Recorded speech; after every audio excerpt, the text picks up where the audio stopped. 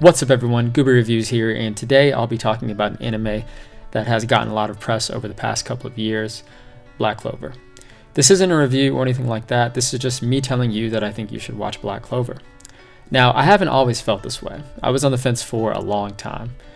Now, we're 10 episodes into the season, which, if the last 2 seasons are any indication, should be about 50 episodes in length. There will be minimal spoilers in this video, nothing major about the plot will be given away, so you don't have to worry about being spoiled. Also, we're about 110 episodes into Black Clover, and I'd say about midway through the 2nd season is when I made up my mind that this anime upgraded from worth watching to good. Officially, episode 92 is where it started to get good, like really good. Everything up until this episode was fairly predictable. Episode 92 is where I finally said, okay, this I did not expect.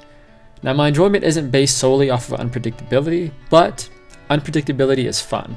It is objectively fun when the unexpected happens. Think about your favorite anime. Even slice of life anime have twists and turns you didn't expect. Episode 92 was that moment for me.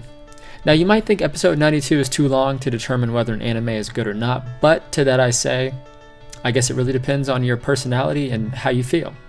I've dropped anime far sooner than episode 92, and I can't say I've dropped an anime after episode 92, but what I can say is that it's good now, which is what really matters.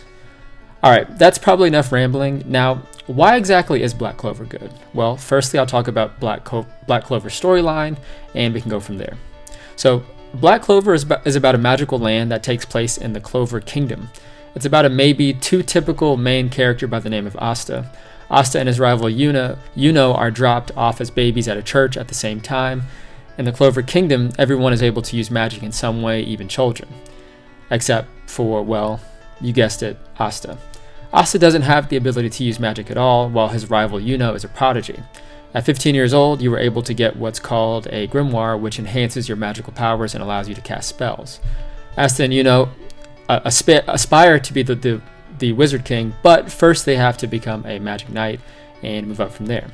That's basically the plot, with other steps in between. Now, that brings me back to the question, why is Black Clover good? You know what, that's a really good question, and I'm glad you asked.